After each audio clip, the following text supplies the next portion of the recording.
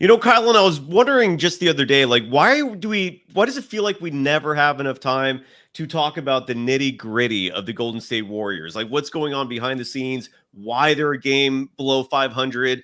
It's just post game show after post game show after post game show. In just a moment, folks, you're going to understand why that's the case. We're going to break down some interesting comments from Steve Kerr pertaining to Klay Thompson. We got some data regarding some good news about Klay. It's not all lost on him. And as you saw last night, there are going to be some good games clearly. But regardless, Kylen and Mills and I are going to break it all down next. This is Locked On Warriors. You are Locked On Warriors, your daily Golden State Warriors podcast. Part of the Locked On Podcast Network, your team every day.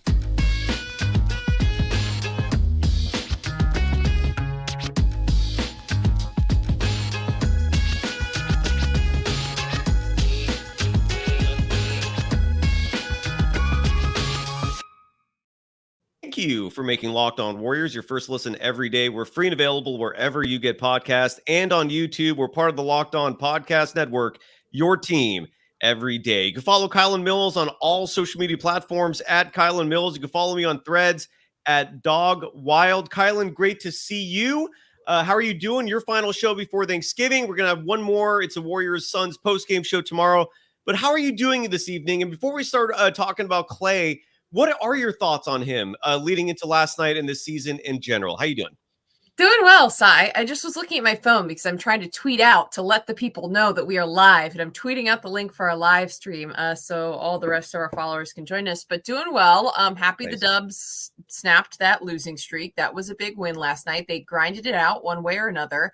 And I'm excited to talk about Klay because he continues to be a little bit of an anomaly. And what Klay Thompson are you going to get on any given night? He started the season very slow, but going back to last season, he was up and down. There were times he was very hot. There were times he was shooting the ball really well. And then suddenly he would go through the struggle again. And it was so interesting to me because coming back from injury, it made sense that he was pressing. It made sense that he was forcing the game. It made sense that he was maybe doing a little bit too much rather than taking the easy looks and, determining the right moments when to pass the ball off rather than try to force a shot. But even after he came back and he kind of found a groove, then he reverted. I don't know if that's something that you noticed at all, but I expected that early on, in his post-recovery phase and working back into playing in the NBA. But then suddenly it would be like, oh, Klay's figured it out. He looks great. And then, oh, well, now Klay's back to forcing it. Oh, well, now Klay's back to playing great. I guess I've just been a little bit surprised by the ebb and flow with Klay. Yes, shooters can be streaky, but to me, it's not about shooting. It's about shot selection with him. And I know something that you want to talk about and break down is a point that both of us have continued to bring up in that he's at his best when he's catch and shoot rather than trying to create off the dribble. And I think there is no question about that, but he just forces tough contested shots at times that don't make a lot of sense. And to me, that makes sense for a player who's just coming back from injury, but he's been back long enough now that I can't really figure out what the issue is. There's times where also I just want to know what's going on kind of in his head based on his demeanor. He hangs his head a little bit. You can tell that he's going through something. So I don't know. I'd love to know what's going on between the ears of Klay Thompson because it's, like I said, just an interesting anomaly this season. What are your thoughts? Well, I want to first, speaking of his demeanor, let's play the soundbite from Klay. This was after the game. It happened too late for us in the post game to air it, but I thought the demeanor was interesting. I've never seen a paper airplane Klay seem this down. He had his first good game of the season. Anyway, here's Klay. Let me know what you think. Is there just some restlessness to get going to like you said, sort of break the seal? And how much tonight did that happen? Do you think that when you the ball up and moved and found it coming back to you, that's when you got in your rhythm?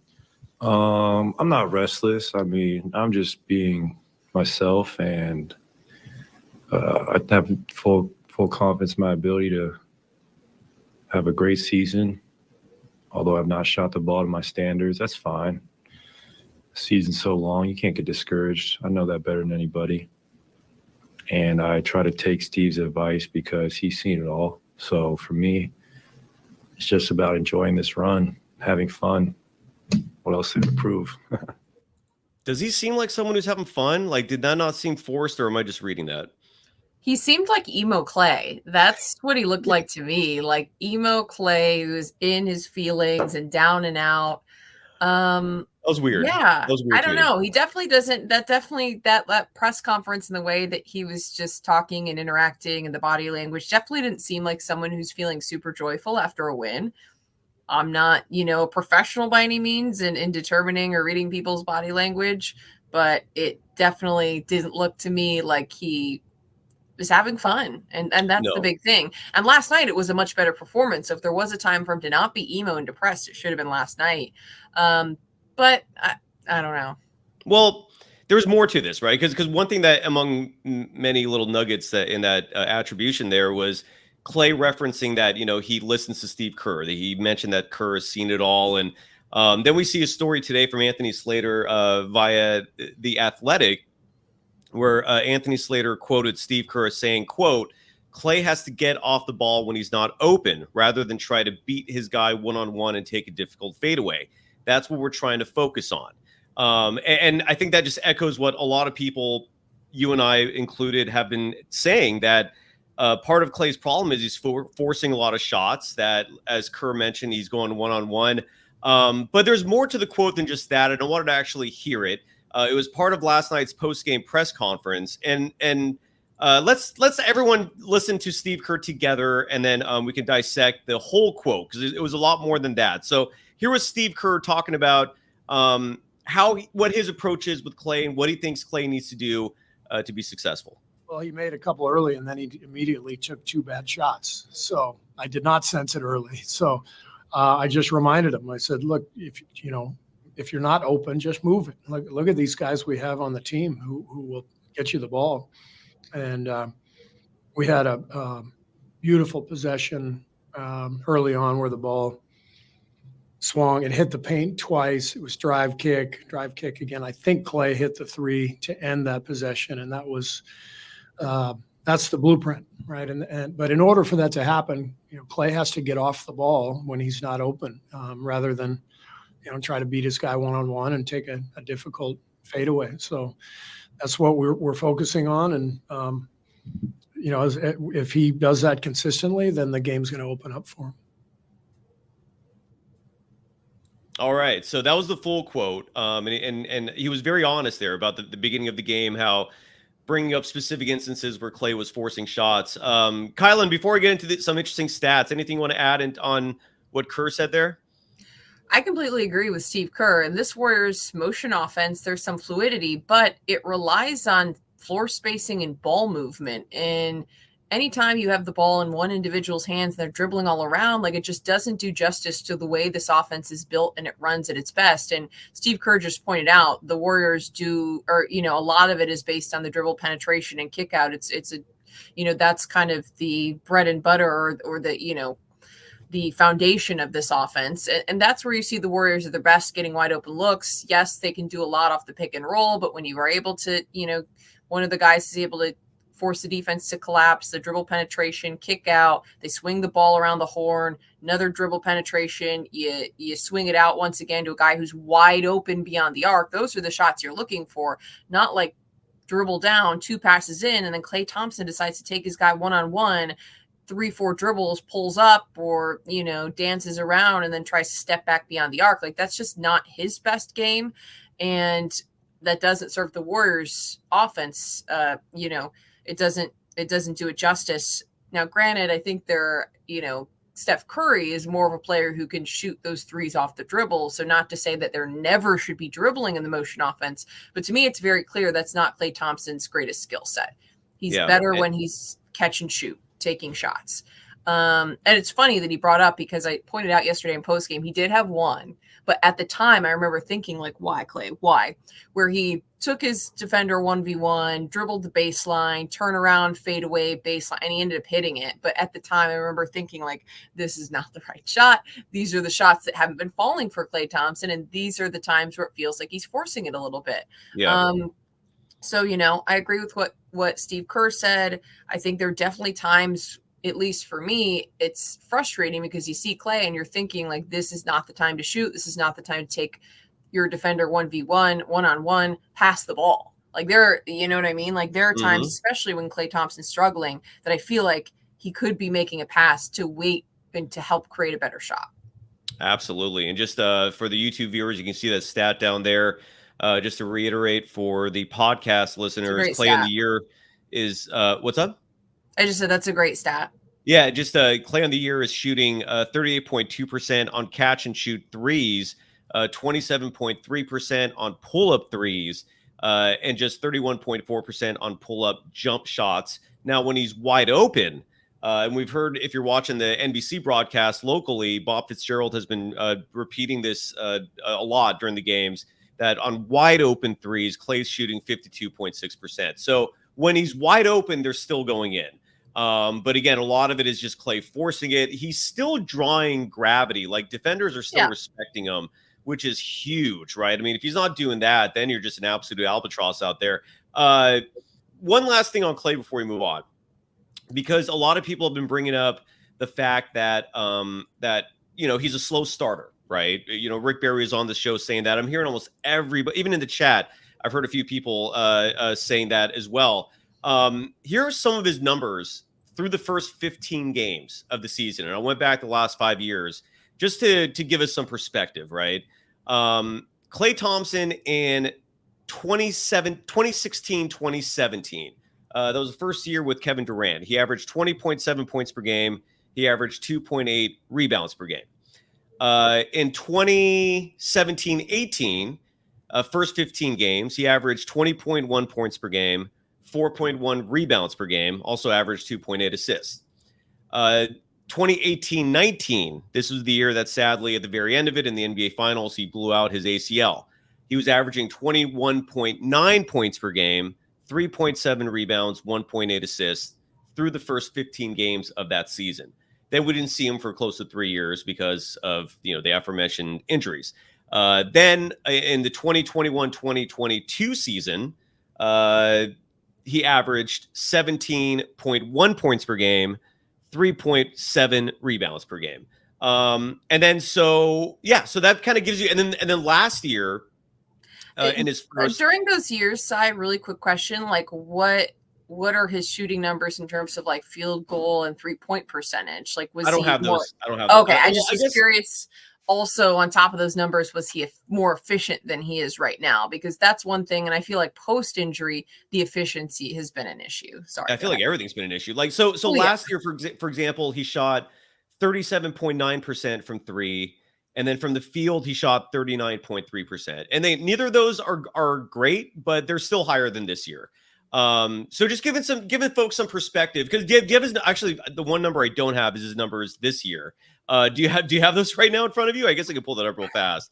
I don't in front of me. No. All right. Well, I have it right here. So right now, given all those numbers I just read to you, this year through 15 games, that includes last night's game, he's averaging 14.4 points per game. And then the rebounds and assists are pretty comparable. But his field goal percentage currently this year, 40.3. So that's actually higher than it was last year. But his 3-point percentage is down to 34.3. The 3-point number is the one that is really sagging, and I think that's what's affecting his shooting the most. So those are his numbers again through the first 15 games, going back 5 years or so. These are just overall numbers. If you want to nitpick, we can. But the point is, he does. I guess it depends on the year. Some of those starts, the averages were comparable to his overall numbers for the season. But this year, the first 15 is by far the lowest of what we've seen in Klay's career, outside of maybe his rookie year. I haven't gone back that far. I guess I could do that if we want. I guess in 2012 was that his rookie season? His first 15 games.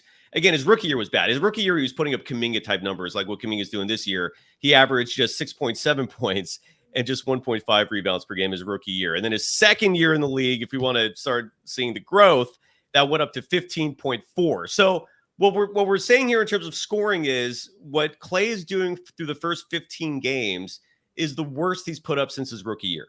So that's where we're at. Now, we could talk about shooting. Like his second year in the league, his 3-point percentage through the first 15 games was just 31.3. So that's a little better this year versus his second year in the league. And it's probably better than his rookie year as well. So for what it's worth, that's what we got there. When we come back, we're going to talk about some other players as well. Are we done with Klay? Is there anything we should Yeah, someone asked like on how many attempts per game. So I was trying to look it up, but I haven't got there yet. Oh, field goal attempts per game? Mm-hmm. Oh, you're saying whether or not he's putting up more or less than? So I guess Yeah, okay. yeah. So I would say someone just asked that, and I was trying to look it I up. can get it right here. how So many last average so per last game. year through the first 15 games, he was putting up 15.6 field goal attempts per game. 15.6. Okay. This year, that number is down to 12.9. So the field goal attempts are down slightly, which is probably because again he's struggling and he's putting up less shots. So Yeah. yeah. So I hope got that you, answers. Jesse. Sorry, we can move on. Yeah, no, yeah, and I see it right here in the chat. Or at least I had. Oh, yeah, Jesse Gonzalez right there. Yeah, so that's the how many per attempt in case we're looking that up. So the point is, it is early, right? And again, last night was encouraging. It was a slump busting game. We're going to talk about other players in just a moment. Except we have no live reads. Look at that, Kylen. So we'll be back right back with more. You are Locked On Warriors, your daily Golden State Warriors podcast. Part of the Locked On Podcast Network, your team every day.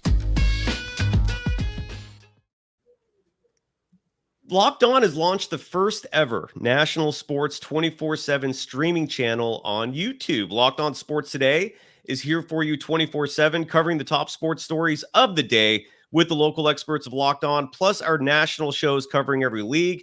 Go to Locked On Sports Today on YouTube and subscribe to the first ever national sports 24/7 streaming channel. In fact, if you're watching this on YouTube, it should redirect right to Locked On Sports 24/7 right after this if you want to check it out. So regardless, you can follow Kylen Mills on all social media platforms at her name, Kylen Mills. Again, you can follow me, Cyrus Saatsaz, on Threads at Dog Wild. You know, a lot of people have been talking about Chris Paul and, you know, how positive of an influence he's been on the Warriors this season. I just want to read some stats here. Actually, do you have the email in front of you with those numbers that I sent you? Do you want to real fast read Chris Paul's numbers, or do you want me to go for it? Go for it. All right. So Chris Paul had a horrible start to the season. I think he was shooting like 15% from three. I didn't get your email, Sai.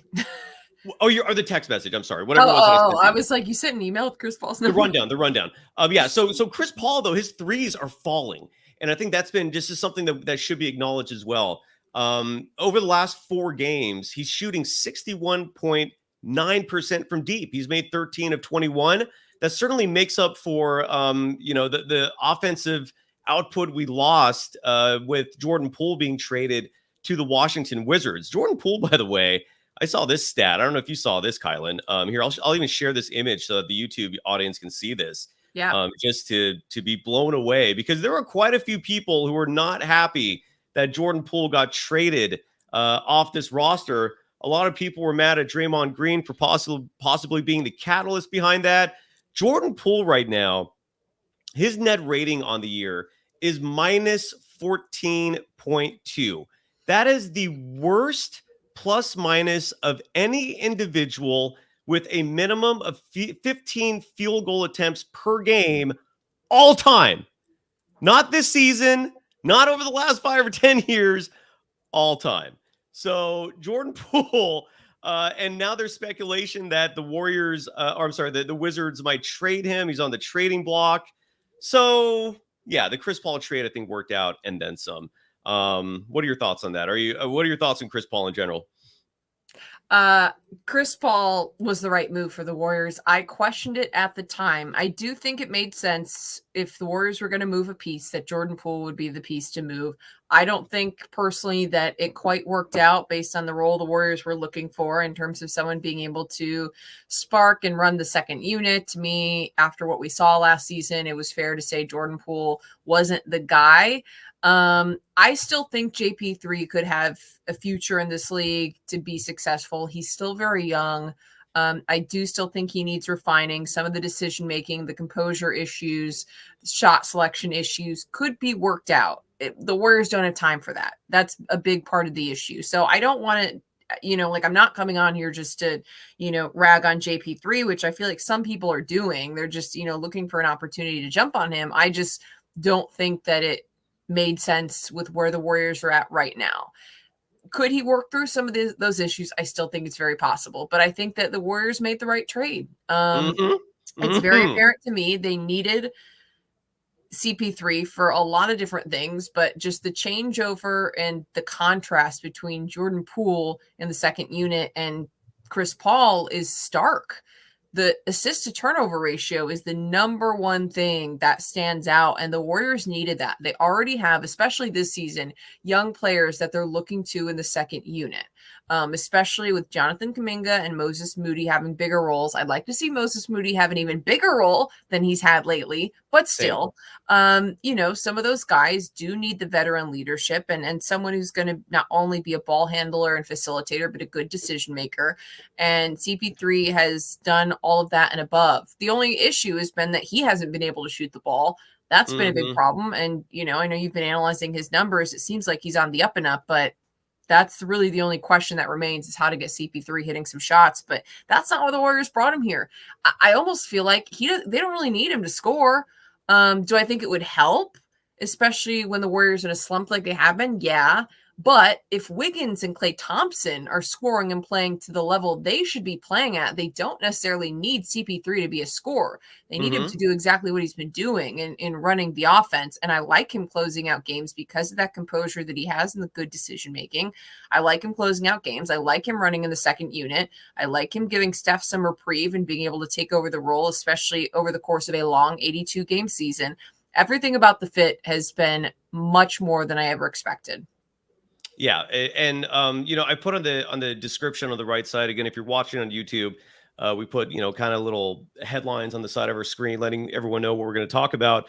And I put on their trade proposal. And at the beginning of the show, I'm seeing a lot of people say, "Don't trade Chris Paul, don't trade Chris Paul," because his name is often been mentioned as the one player that the Warriors might move if it gets to that point. Great news, folks. That's not the player I'm thinking of. There's a name out there. A lot of people bring up Lauri Markkanen. I still have no idea where people are pulling that. I guess there's some speculation that the Jazz may want to move him because his next contract will likely be somewhere in the max level. And who knows if the Utah Jazz are open to paying him that amount of money when they're in a transition period of their organization. Look, Lauri Markkanen's great, but I don't know if he's worth max dollars. But I digress. Look, it's going to be damn near impossible for the Warriors to offer a package to Utah that could get a player like Lauri Markkanen. Now, there is a player out there who is going to be available if he's not available now. And I think the Warriors should make a play on this immediately. And the player's name is Danilo Gallinari. We've been talking about him for a while now. The Celtics traded him last year in all the wheeling and dealing that rebuilt their roster. And he missed all of last season because of that torn ACL. He's playing for the Wizards right now. This is a kid who I say kid, he's in his 30s, but he's a big player. He's somewhere with like the 6'8", 6'9" range. I don't actually have his height in front of me. He's 6'10", even better. So he's a big, according to the NBA website. There you go. And the NBA website is supposed to list those accurately based on their right. Their I was gonna say, I don't know if that's embellishing an inch or not. No, but not if it's from the NBA. No. But here's the thing. So Danilo Gallinari at 6'10", he spaces the floor. He's a solid 3-point shooter, solid offensive player in general, and he's only making $6.8 million this year.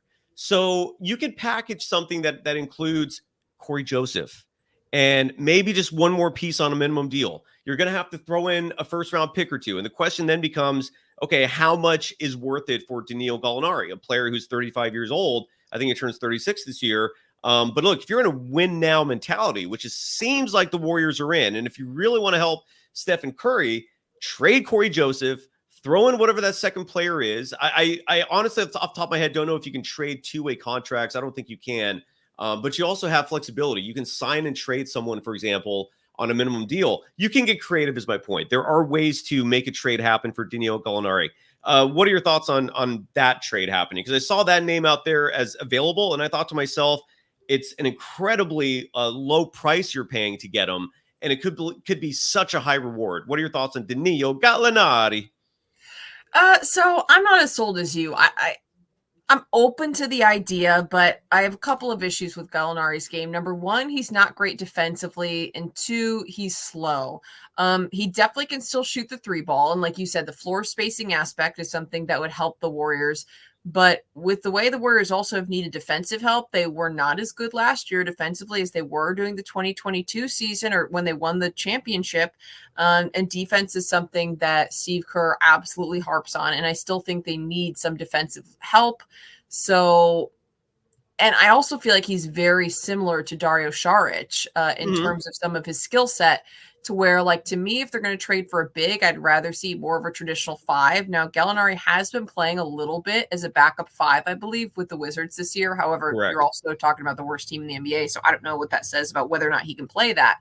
But to me, if they were going to bring in a big, I'd rather bring in a traditional 5 than someone, like I said, his skill set to me is fairly comparable with Saric's. And then also, like, I don't love giving up a first round draft pick for him just because he, you're talking about the future in exchange for a guy who's 35, 36 years old, who also is injury prone. He's coming off that ACL tear, still remains to be seen whether or not he's going to be able to put together a full NBA season. 35, 36, that's tough. That's a tough injury to come back from and be able to go full steam ahead. So I just, like I said, I don't like hate it. Like, I like adding size. 6'10" does provide some length. I think that a floor spacer who can shoot a stretch big definitely can work with the Warriors. But I'm fine with getting rid of Corey Joseph. But like I said, I'm kind of like a first round pick, possibly the future. And I just what if it's 2 second round picks? Yeah, I would be more. I'd be more on board for a trade like that. I would be more on board for that. Yeah, so I guess I think there's some positives. I think there's some negatives. I wouldn't hate it. I will be surprised if the Warriors do let go of Corey Joseph, though, because I do think that it was intentional that they wanted to build in a lot of point guard depth with this roster, because both CP3 and Steph are so, I feel bad saying so old. I don't mean so old, but so old in terms of basketball years, since they're both mid to late 30s. Is Steph 35 now? Yeah, he'll be 36 in March. Okay. So I was going to say, we're talking about 35, 38, 39. You're talking about guys who are getting up there. I do think the Warriors were intentional about point guard depth. And because Brandon Podziemski's still a rookie, still so young, Lester Quinones still is fairly unproven in terms of being able to run the point fully at an NBA level, I just feel like they like having Corey Joseph just as an insurance piece on the roster, even though I know you and I personally don't love him, and I don't, but that's another thing that I don't know if I would see it happening. Steve Kerr is an aversion for bigs. We've talked about this plenty of times, that this roster, it's never been a point where he was looking to make it bigger. And I do think they like having that extra, like I said, just that extra insurance at the point. Yeah, I don't get that. I to me, just the point guard, a traditional point guard in general, is a vastly overrated position. Like, I actually like what the Suns did this year, where they were like, we don't want one. The reason why it's fighting, the reason why it's fighting them in ass is because Bradley Beal has been injured. But yeah, I've seen so many championship teams that have not, it just has not been a part of the formula to actually win a title. And Steve Kerr, you're right. He loves these traditional point guards. Like, it calms him having someone like that out there. He oftentimes is running 2 point guards out there. Like I see, every time I see Brandon Podziemski out there, I'm like, yes. And then he's alongside another point guard every time. And I'm like, why are there 2 point guards out there? Like, you're right. It's wild to me. But yeah, Jesse Gonzalez loves you, by the way. Just so you know, Jesse Gonzalez. Why, right? Jesse? He's keeping it classy, though, so it's all good there. Yeah, so that's the only look. And again, trade proposals aren't easy. If anyone has better ideas, like I hear Kai Jones, I see his name listed in the chat. There's no chance in hell the Warriors are getting Kai Jones. You got to remember, the chemistry thing is so big for Steve Kerr in terms of variables of personality. And if you're not someone that's going to be a company man, meaning like you're acquiescing like any demands for the ball, playing time, like forget it, and for Kai Jones to have like the bravadory publicly of saying like, I'm the best guy on this team, and like he's there's no chance in hell. Like, there is no chance in hell, in my humble opinion, that is going to happen. But and you brought up the Warriors defense needing help. Like, I wanted to mention their numbers right now through 15 games. Perfect. In terms of a defensive rating, and I had this in front of me just a second ago. Where did you go? Oh no, did I lose it? God damn it. Hold on. Is it over here? I lost it. Okay. Well, here's what their overall rankings are. The Warriors offense right now in terms of points per game is 12th out of 30 teams. Does that surprise you? Do you think that's oh, here it is. Their offensive rating. So they're scoring 113.2 points per 100 possessions, but they're giving up 112.9 points per game per 100 possessions. So their net rating right now is 0.3, meaning through 15 games per 100 possessions, they're outscoring their opponents by just 0.3. To put it in perspective, like during their title runs, that number is like at 8. During their it was, if not higher. What are your thoughts on that? Offensively, they're 12th in the NBA out of 30 teams in terms of points per game. Defensively, they're 15th out of 30 teams. They're right in the middle of the pack on both sides. Is any of that concerning to you? Is it par for the course? Does that make you rethink what they need in terms of any potential moves? Your thoughts, Kylen? It's not a huge surprise because, I mean, flat out, the Warriors are in the middle of the pack, and right now they're right around 500. So it fits the bill based on how they've been playing. I think I would have been curious to see what those numbers were like before the 6-game losing streak, because I do think that prior to that, they came out very hot to start the season. Yeah, I mean, I'm not surprised. I mean, I think that's pretty much where the Warriors are at right now. I think they've been middle of the pack in terms of scoring, and a big reason why is that Klay Thompson and Andrew Wiggins have been struggling. Steph Curry can't do it all. He's the only guy who's been consistently showing up every single night. Their number 2 and 3 scorers have to put the ball in the basket, and it flat out hasn't been happening. Draymond Green's been hurt. That also, I think, has been affecting the defensive efficiency because he's such an important piece of the Warriors defensively.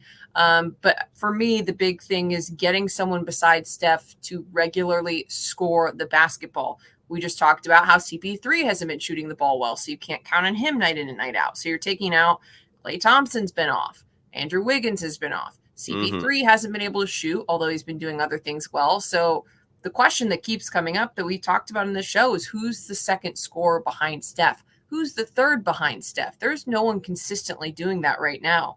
I mean, you start then looking to the bench. We've had some one-off nice performances from Dario Saric where he puts up some numbers. Jonathan Kuminga can be a threat, but like there's no one who is consistently you can rely on being a secondary scorer behind Steph. And I think that's a big problem that needs to be addressed. Yeah, agreed. No, I wholeheartedly agree with you. Where are we over the clock? Okay, so we're wrapping up here real fast. What would be your guess for the most efficient starting, or not starting, but just 5-man lineup for the Warriors in terms of net rating? Would you have any guesses or clues? So last time it was a surprising starting 5. We talked about this like 10 games ago, like 10 games in or whatever. And I feel like I was shocked because Klay Thompson was in it, but Moses Moody was in it. And I liked that. However, to me, the most efficient players that the Warriors have, I don't know what the combination, but it would be Steph, CP3, I think Moses Moody, maybe Draymond. I don't know. Okay, then I start to. I'm not sure. Just tell me. All right. Well, first of all, Draymond is not in most of these, but the most efficient lineup is what Steve Kerr has been going with for the starting lineup the last 2 games.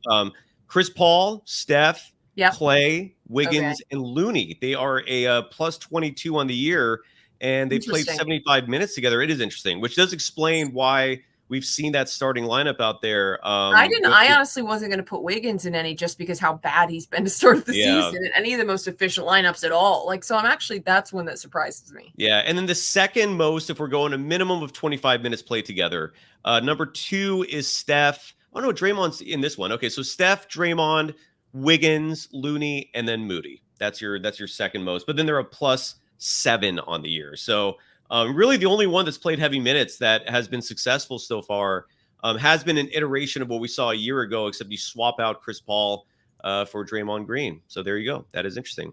There you go. Very interesting. Happy Thanksgiving, because we're not going to see you again. I'll be back with you folks tomorrow night for post game. Gary Payton II is questionable.